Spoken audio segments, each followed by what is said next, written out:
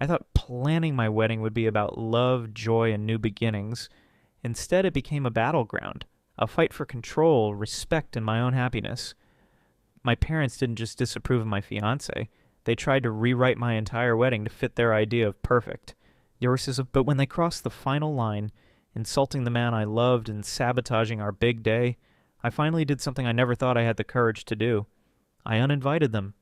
In this gripping episode of Reddit Family Stories, you'll witness the painful but empowering moment when I chose my future over my past.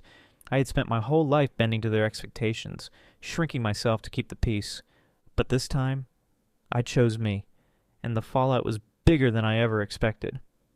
What you'll discover in this must-watch episode, the shocking way my parents tried to take control of my wedding the moment I finally stood up for myself. No turning back. The emotional showdown that changed my life forever. Family should be about love, not control. And sometimes choosing yourself means walking away from the people who never truly supported you. In this unforgettable Reddit Family Stories episode, you'll see what happens when a daughter finally breaks free from a lifetime of manipulation, and whether love can survive the ultimate test of loyalty. Have you ever had to cut toxic family members out of your life? Share your experience in the comments. And don't forget to subscribe for more Reddit Family Stories filled with raw emotions, shocking betrayals, and the courage to choose happiness. They told me I was being dramatic until I took them off the guest list. That sentence has lived in my head ever since the day I made the hardest and most freeing decision of my life. I grew up in a house where love was conditional, where praise was rationed out like some luxury item you had to earn over and over again. My mom had a way of making you feel like you were almost good enough, if only you tried a little harder, dressed a little nicer, spoke a little softer. She didn't scream. She didn't hit. She weaponized disappointment. If I came home with a 95 on a math test, she'd ask, "Well, what happened to the other 5 points?" If I got a compliment from a teacher, she'd smile and say, "Well, don't get lazy now." I learned early that any moment of pride could be turned against me, so I stopped celebrating my wins out loud. My dad wasn't cruel. He was absent in spirit. He worked long hours, came home, ate dinner in silence, then went to watch the news alone. When Mom picked apart my hair, my weight, my clothes, he just sat there, sipping his tea, nodding along. I don't remember a single time he told her to stop. We weren't a family, we were a system. And I played my role. The good daughter, polite, quiet, achieving just enough to be tolerated but never enough to be free. I think that's why meeting Aaron felt so strange at first. He noticed things, small things, that no one else ever had, like how I rubbed my thumb against my palm when I was nervous, or how I'd go quiet when someone interrupted me. He never made a big deal out of it. He just noticed, and then gave me space to exist. He didn't come from money, but he had emotional wealth, kindness, humor, patience. He worked in graphic design, freelanced, loved indie films and late-night pancakes. He wasn't the picture-perfect partner my parents had in mind, but with him, I didn't have to shrink myself. I could breathe. When he proposed, it was just us, on a rainy Tuesday night, curled up on the couch, laughing over something dumb on TV. No grand gestures, no flash mobs, just a quiet question and a shaky yes. It was perfect. But when I told my parents, everything shifted.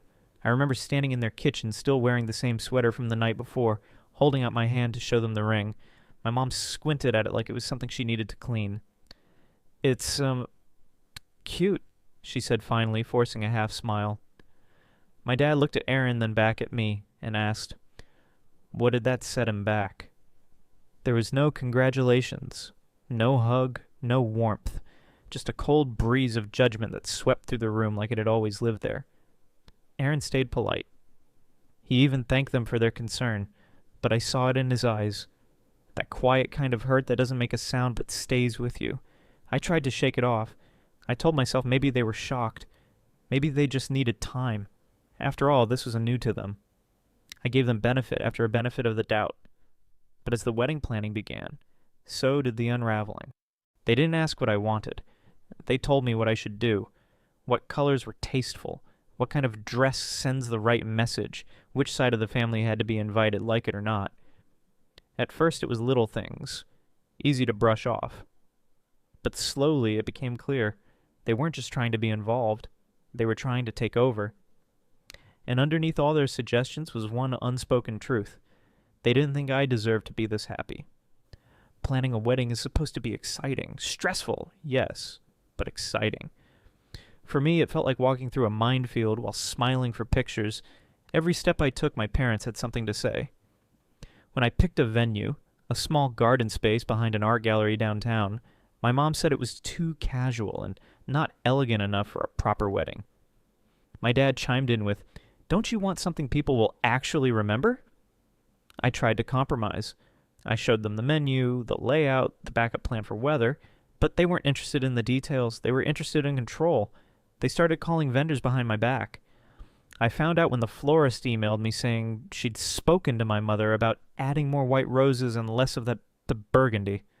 I hadn't even told my mom about the burgundy. She showed up at my dress fitting, uninvited, and gasped dramatically when she saw the gown. "Oh, you're going strapless?" I guess that's what women do now. I stood there in front of the mirror, veil in hand, suddenly feeling like a little girl playing dress-up in someone else's fantasy. Aaron saw me come home that day, quiet and drained. He didn't say anything, just held my hand. He knew. They didn't stop there.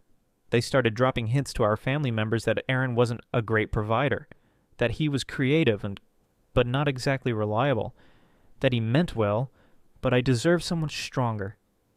It got back to me through my cousin, who overheard them at brunch. "They said they're worried you'll be the one supporting him," she told me gently, like she didn't want to hurt my feelings. It hurt anyway. I confronted them. I said their words were cruel, untrue, and undermining everything we were building. My mom acted shocked. "We're just concerned, sweetie. That's our job as parents." "No," I said. "Your job is to support your daughter, not sabotage her." She didn't like that. My dad barely looked up from his phone. "Don't be ungrateful. We're trying to help." Help? It didn't feel like help. It felt like they were building a case against my own happiness. But the moment that truly broke something inside me was the rehearsal dinner. We'd reserved a private room at a local restaurant, small, intimate, just close friends and family. My parents insisted they'd handle the seating arrangement. I should have said no. But I was tired of fighting over every little thing. That night, Aaron's parents, sweet, humble people from Ohio, were seated at the back of the room. Behind distant relatives and family friends my parents barely spoke to. Aaron's dad whispered to me, "I think we're in the wrong spot. Are we supposed to be at another table?" I felt my face burn.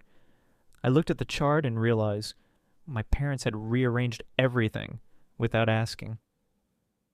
Aaron pulled me aside and asked, "Did you know about this?" I shook my head. I swear he didn't say much after that.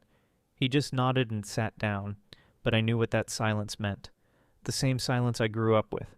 The kind that says, "I'm used to being disrespected. I'll let it go." And in that moment, something inside me snapped. This wasn't about wedding colors or flower arrangements anymore. This was about dignity, mine, Aaron's, and the future we were supposed to be building together. And for the first time in my life, I realized maybe my parents weren't just difficult. Maybe they were dangerous. To my peace, to my self-worth, and to the love I had fought so hard to find. After the rehearsal dinner, something in me went quiet.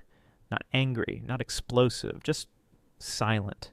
I moved through the motions that night like I was underwater, smiling at guests, hugging my aunt, holding Aaron's hand even though mine had gone cold. His parents were gracious, as always.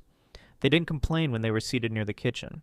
They didn't raise their voices or pull me aside, but I saw it in their eyes. Confusion, hurt, maybe even a little embarrassment, and I knew exactly where it came from. Me. When we got home, I stayed up while Aaron went to bed. I sat on the couch, still in my dress, my lipstick smudged, hair half fallen out of its pin. I looked like a girl who'd been celebrating, but inside, I felt like a fraud. The thought crept in slowly, like a fog seeping under the door. He doesn't deserve this. He doesn't deserve me. That thought had lived somewhere deep inside me for years. It was the voice I had learned to carry long before Aaron ever entered the picture. The voice that whispered, "You ruin good things." The one that said, "If people leave, it's because of you." So I listened to it. The next morning, while the sun was still rising, I sat across from Aaron at the kitchen table and said the words like they were someone else's. "I don't think we should get married." He didn't move, just looked at me, like he wasn't sure if he had heard right. I rushed to fill the silence. This isn't fair to you. My parents. This situation. It's too much. They're always going to hate you. They'll never stop interfering. I see the way you bite your tongue. I see what it's doing to you. He leaned forward, eyes locked on mine. What's it doing to you? That stopped me. I blinked. What? What's it doing to you? He repeated, softer this time. I opened my mouth to answer, but I didn't know what to say. I hadn't even thought about that. I'd spent so much time worrying about him, protecting him from my parents, that I forgot to look at the bruises they'd left on me. Aaron didn't raise his voice.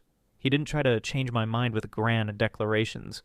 He just sat there, steady, present. And then he said something I'll never forget. You keep acting like their behavior is some shame you have to carry, like you're responsible for what they've done. But you're not. You didn't ask for this. You didn't create it. You've just survived it. Tears welled up instantly. He reached across the table and took my hand. You were trained to believe love means sacrifice, that in order to keep someone close, you have to give up pieces of yourself. But that's not love. That's control. I started crying, not because I was sad, but because I finally realized how long I'd mistaken pain for loyalty. I thought I had to choose, I whispered, them or you, and no matter what I chose, I felt like the villain. Aaron squeezed my hand. You don't have to choose. You just have to stop abandoning yourself. And in that moment I saw it. Clearly, this wasn't about Aaron, or the wedding, or even my parents. It was about me, about the little girl inside who spent her whole life walking on eggshells, trying to earn kindness, the teenager who learned to apologize for things she didn't do, the woman who still asked for permission to be happy. All this time I thought I was shielding Aaron from chaos.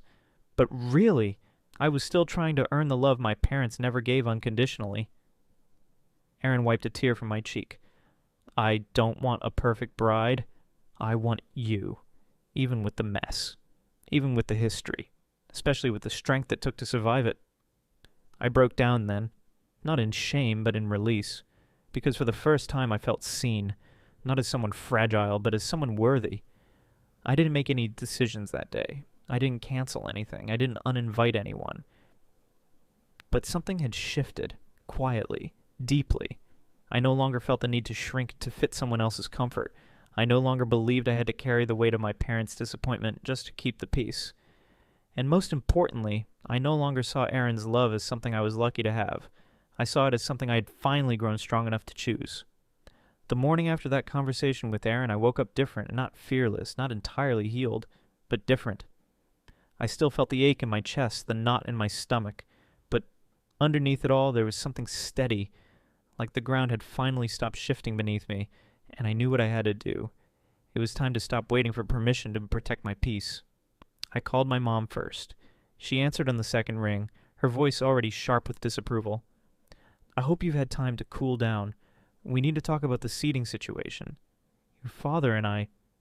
Mom, I said, calm but clear. I'm calling to let you know that you and Dad won't be attending the wedding. Silence. Then laughter, short and sarcastic. Oh, don't be ridiculous. I'm not being ridiculous, I said softly. I'm being honest. She started speaking over me. You're letting that boy turn you against your family. You're throwing away everything we've done for you. I didn't flinch this time. I'm not throwing anything away, I replied.